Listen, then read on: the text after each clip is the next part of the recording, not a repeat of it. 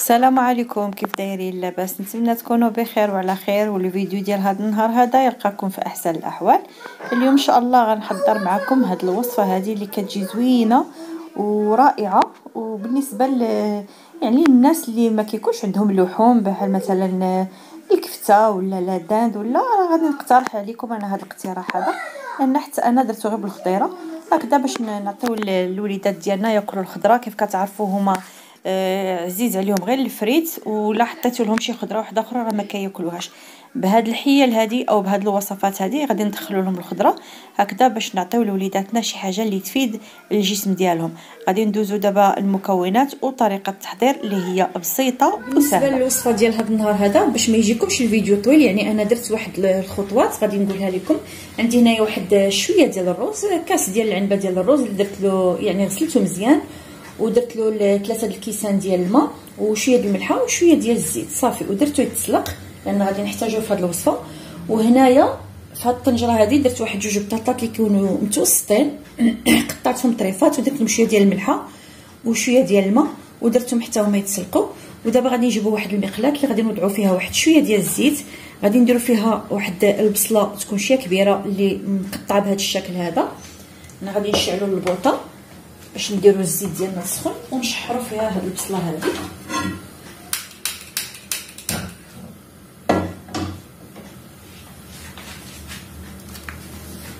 نخليو هاد الزيت شويه هكذا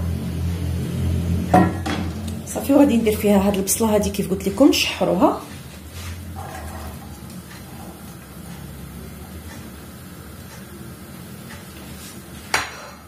غنديروا عليها واحد شويه ديال الملحه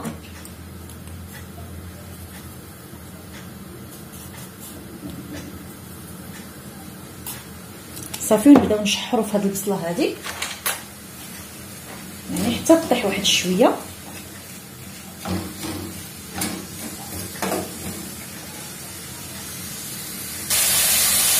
غنضيف عليها واحد 3 ديال الفصوص ديال الثومه، بغيتو تحكوهم ولا بغيتو تنعسوهم. انا عندي هنايا الثومه اللي يعني ديجا مصايباها في القريعه بحال هذا الشكل هذا، انا مصايباها بهذا الشكل هذا نحتفظ بها. درت واحد 3 ديال الدريسات ديال الثومه وغادي نخليهم حتى هما يتشحروا مزيان.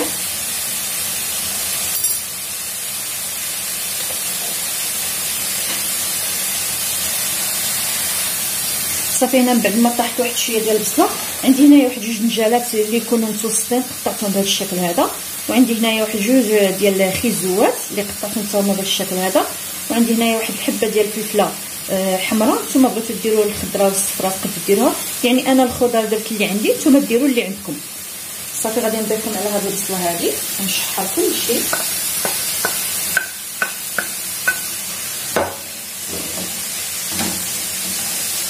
بهذا الشكل هذا. هنا غادي نزيد الابزار فلفل اسود،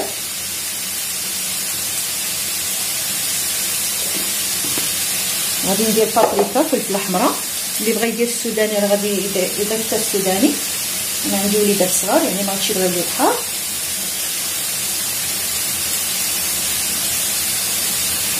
وعندي هنايا شويه ديال الخرقوم البلدي اللي مطحون.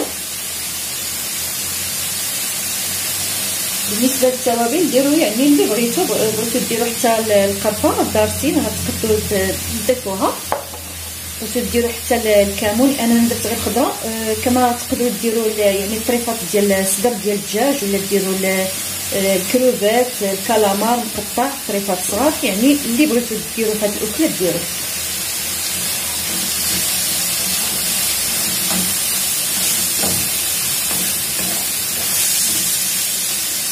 صافي غندير لها واحد نص كاس ديال الماء ونغطي عليها ونخليها حتى تطيب وتعسل هاد الخضيره هذه.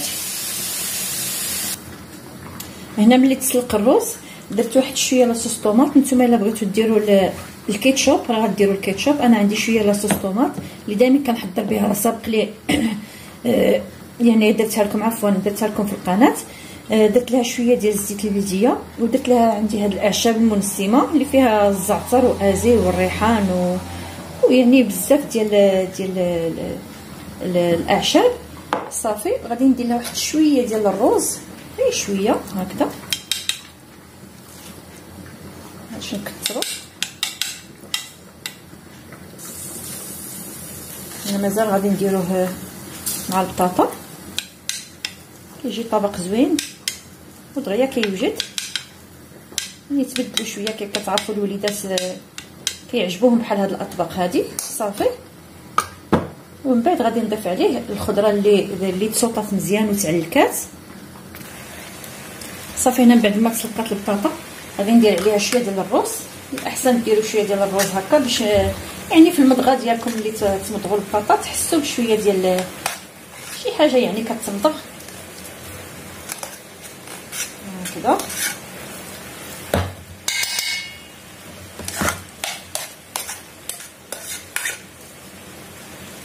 صافي وغادي ندير عليها شويه ديال دوك الاعشاب المنسمه. نتوما الا ما عندكمش تكتفيو غير بشويه ديال الابزار والملحه بطبيعه الحال حنا يعني درناها فيها سلقناهم بها هكذا. شويه ديال الاعشاب صافي، شويه ديال المعدنوس باش يعطيه اللون، نديرو شويه ديال المعدنوس. نتوما الا عندكم المعدنوس يعني طري من الاحسن، انا عندي كونجلي ولا بودره.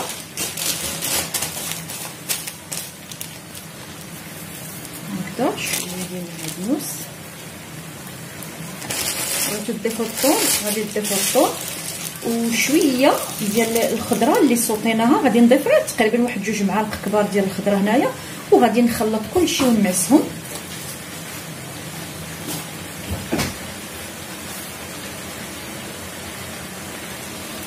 بغيتو دوك الحبات ديال الروز ملي تمضوهم يبقى يعني الروز صحيح، راه حتى تمعسوا البطاطا عاد تضيفوا عليها الروز وتخلطوا. انا غادي نمعسهم.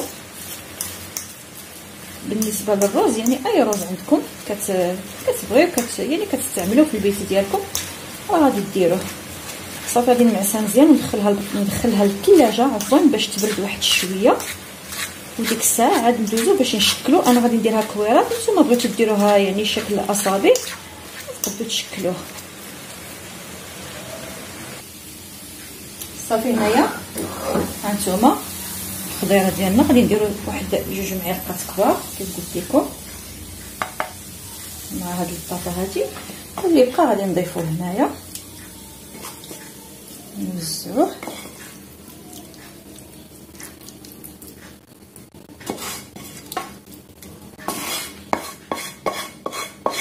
صافي وغادي نستناو حتى يبرد لينا هاد يعني الخليط ديال البطاطا ونبداو نشكلو كويرات.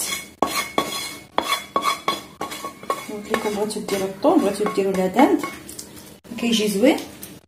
ومن بعد غادي نحكو عليه شويه ديال الموتزاريلا ولا اي فروماج عندكم وندخلوه. يعني كيف كتشوفوا هنايا راه كلشي طايب، ندخلوه للفرن غير يذوب لينا داك الشيء داك الفرماج.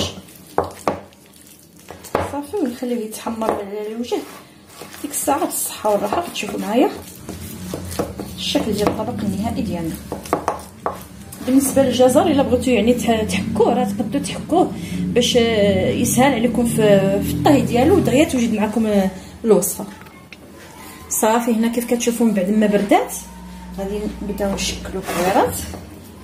دهنوا شويه يديكم بالماء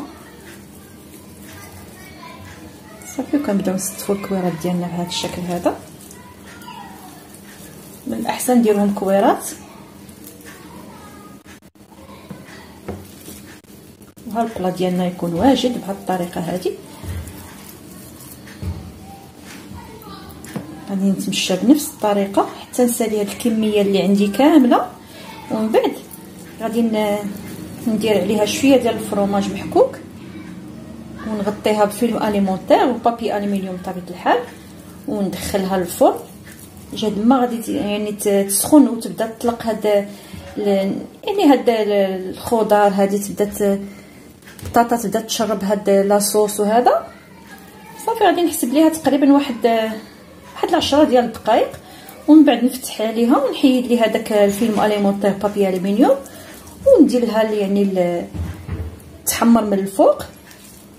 صافي. وها الغديوه ديالكم ولا عشيوه تكون جاهزه بلا ما تخمي بلا ما تحيري، من حاجه بسيطه تقدري تخرجي يعني طبق غني بالفوائد ديالو، وحتى المنيضر ديالو كيجي زوين. تقدري تحضري حتى للوليدات ديالك يعني وتخليه حتى يبرد، وديري لهم في لانش بوكس ديالهم اللي كيديو معاهم المدرسه، تقطعي لهم واحد طريف يعني بحال الكراطه وديري لهم ويديوه معاهم المدرسه. صافي غادي نستمر بنفس الطريقه باش ما نطولش عليكم ونرجعوا. باش ما نكثرش عليكم، انا عندي هنايا شويه ديال لاصوص غادي نديروها غير هكذا واحد الخطيط هكذا فوق البطاطا باش تعطيها واحد اللوين. صافي ونديروا لها هذا الفرماج اللي حكيناه هكذا. نتمنى الفكره ديال هذا الطبق هذا تعجبكم.